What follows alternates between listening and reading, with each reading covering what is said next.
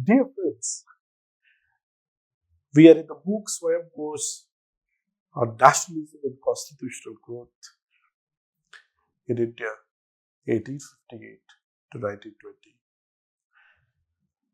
We have been discussing about nationalism for the last so many lectures, and today we'll try to understand in the continuity that we understood that how some of the scholars like Rousseau, uh, Fichte, Herder, and many others tried to understand the very idea of nationalism in their own way to define, the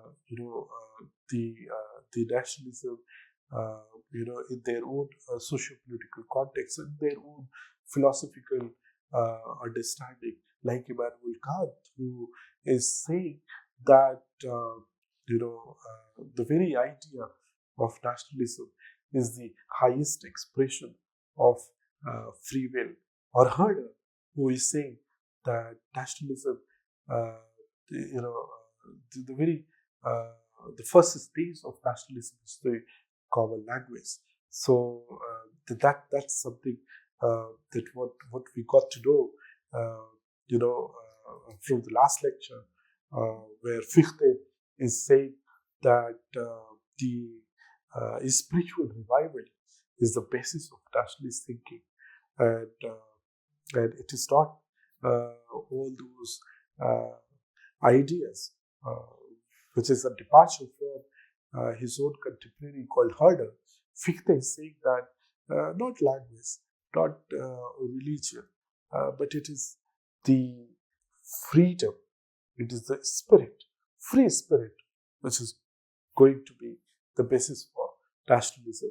And in fact, Fichte understood the German nation is based on freedom.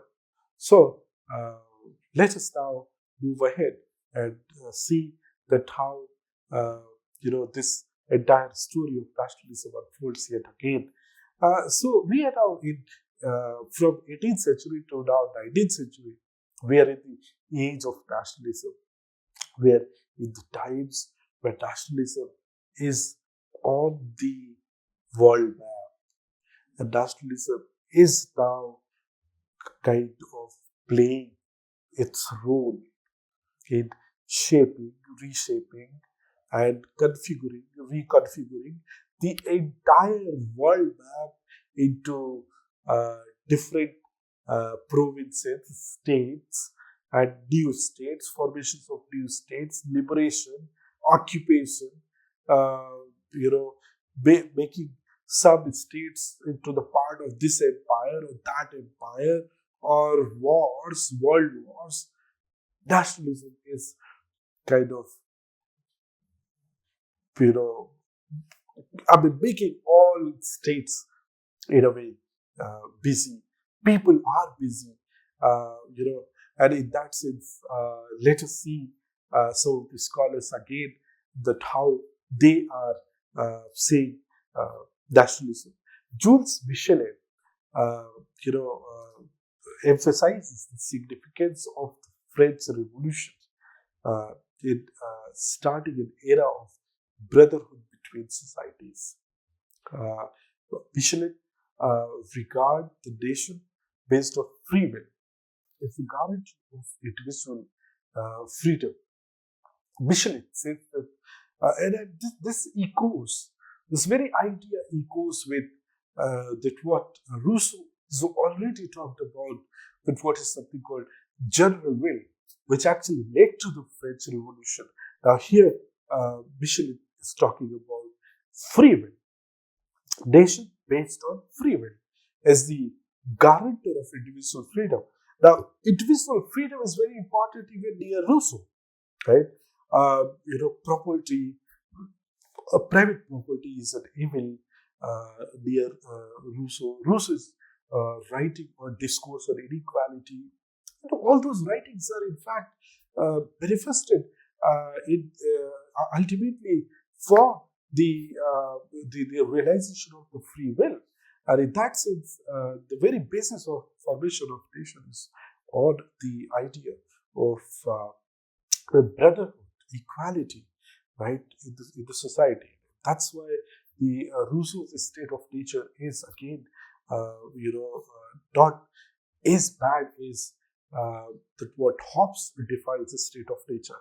So Jules Michelet, in that sense, is yet another scholar.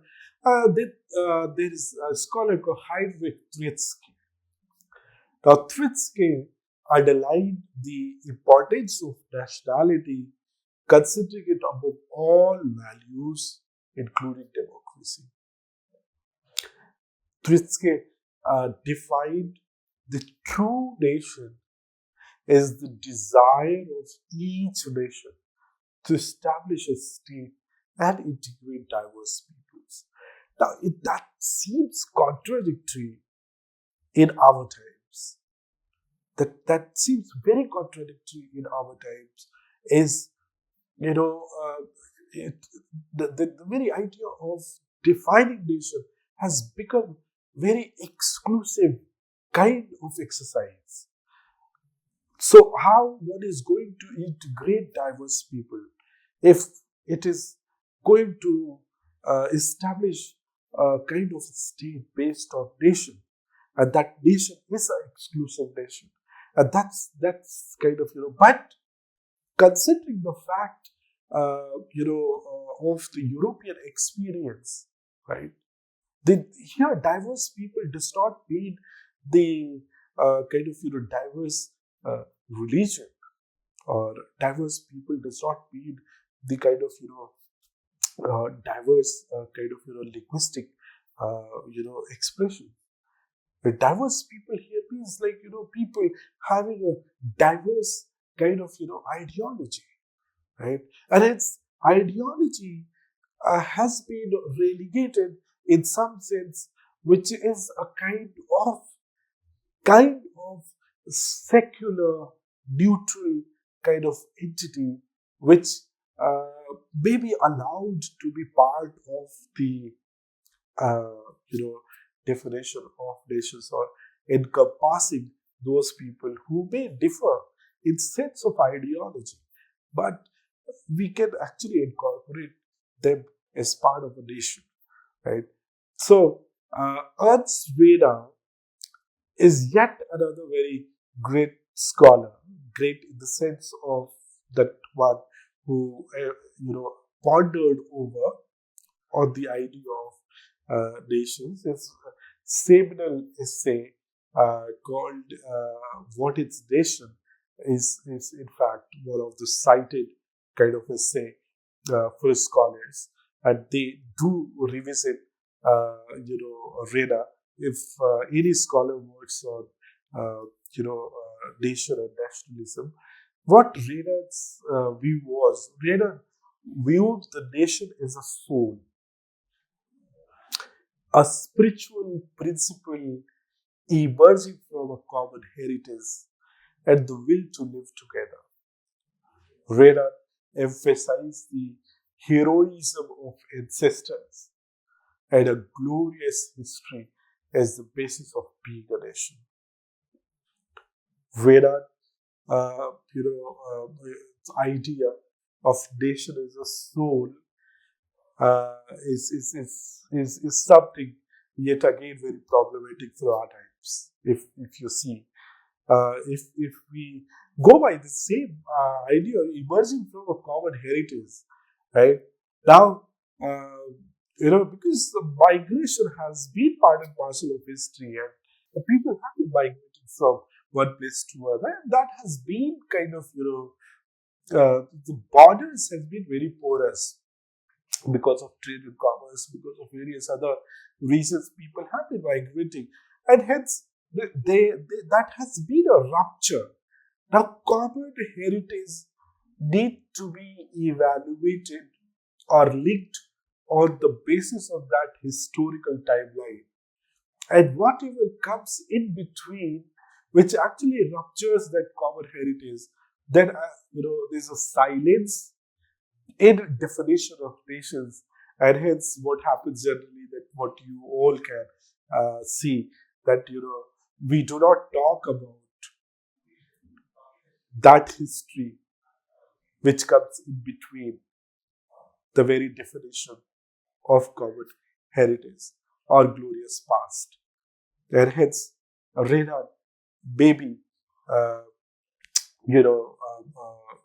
a kind of scholar who can be utilized by those ideologues who, in fact, wants to carve out a nation, uh, which is going to be based on exclusive, uh, you know, formation of nation based on one language, one religion, one culture, so on and so forth.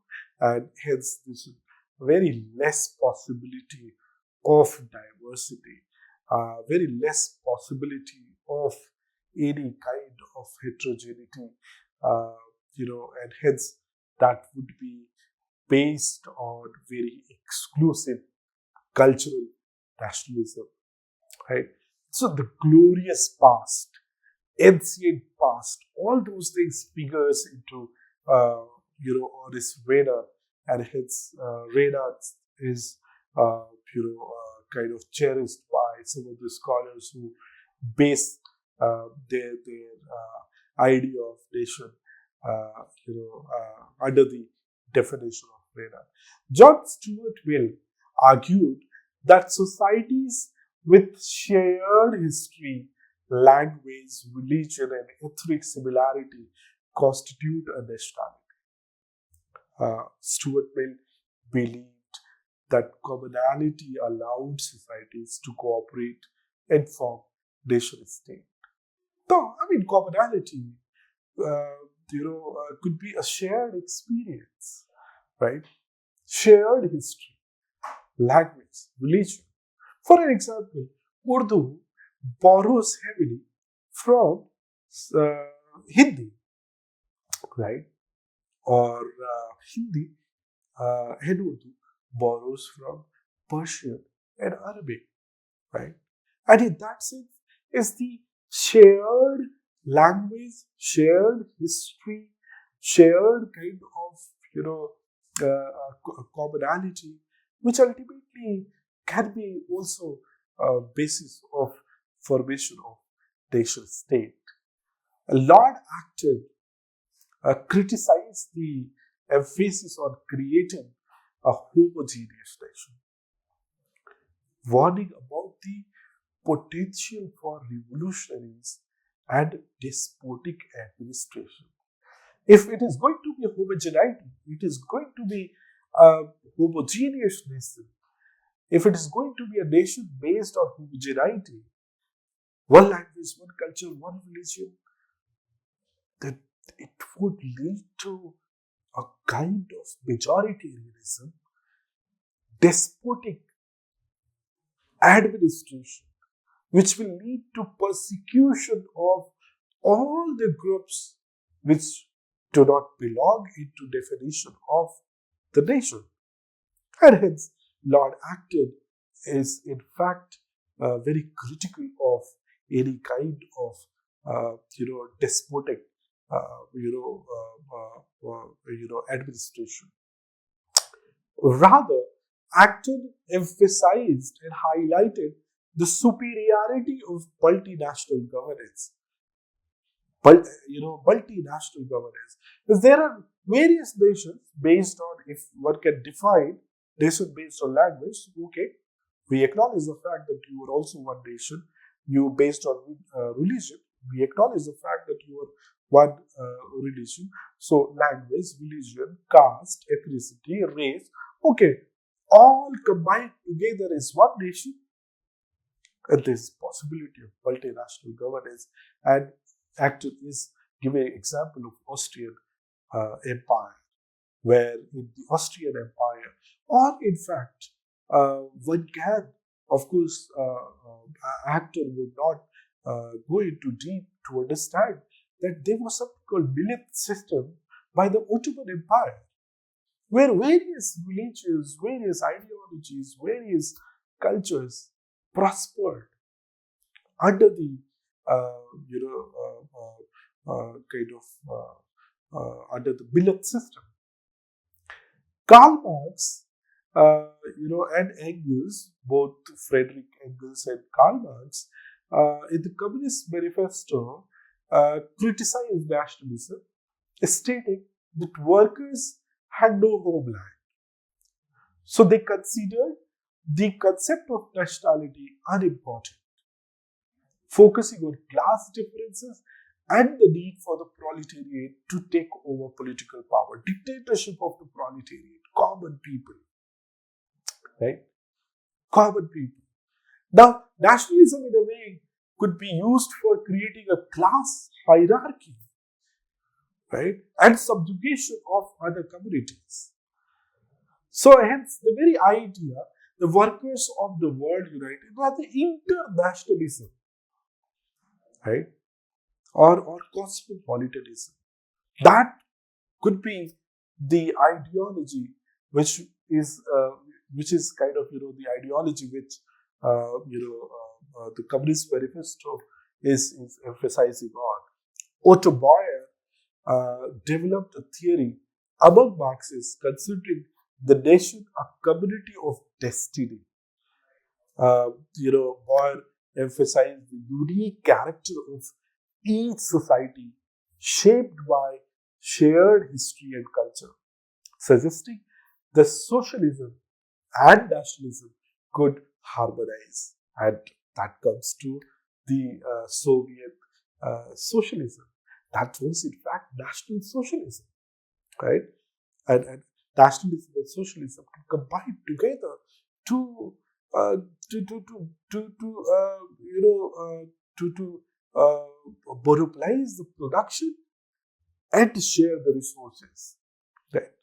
And that can happen, and it's to buy.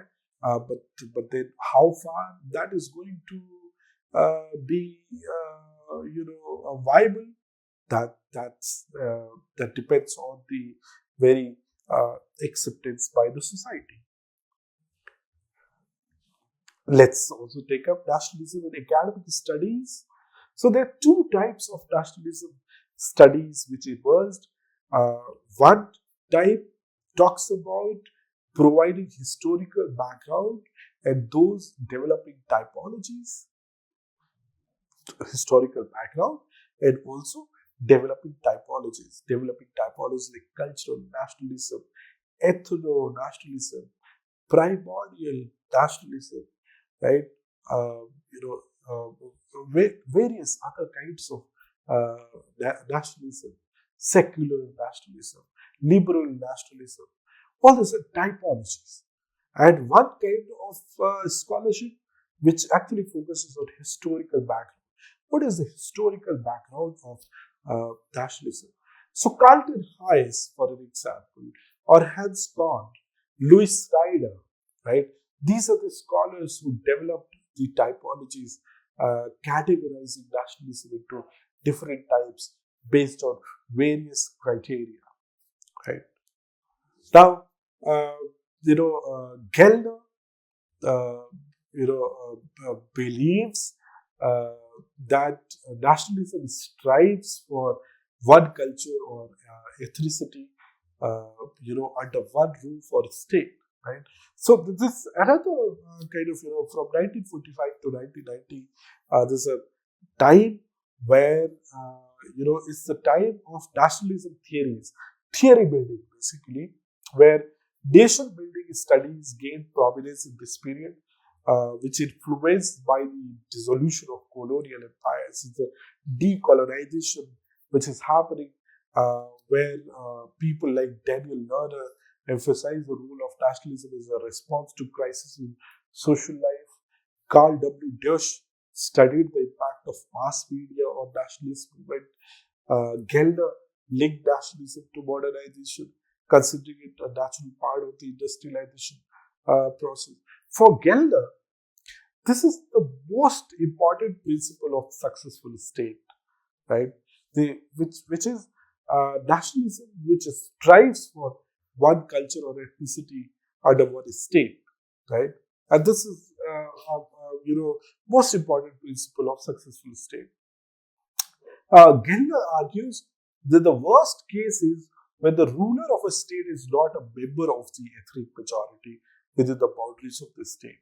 And that's going to kind of, that's going to, be almost like, say, uh, apartheid kind of, system where 80% of the majority governed by the, 1%, or I mean, 20%, minority. And then that's something, the kind of very interesting case of the apartheid regime, where, there's a state called South Africa, where 20% minority is kind of, into the power, and 80% of the majority is actually subjugated. So, it's a worst case where the ruler of a state is not a member of the ethnic majority within the boundaries of the state.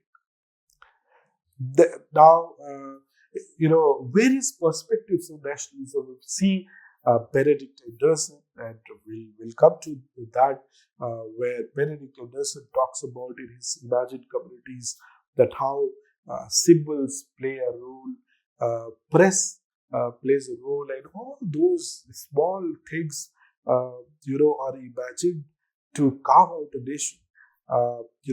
Greg Calhoun, for an example, who talks about that, humanity is naturally divided into nations. Nations are known by certain empirically identifiable characteristics, and the only legitimate type of government is national self-government. Again, Calhoun says that nationalism is one of the most pressing of global problems, exacerbating ethnic conflicts and increasing the likelihood of war. It is also, basic to defining the rights of democratic citizenship, and can be a source of inspiration and social solidarity. So, Calhoun considers nationalism's diverse manifestations, its history, and its relationship to imperialism and colonialism. So, in a way, uh, people like Calhoun,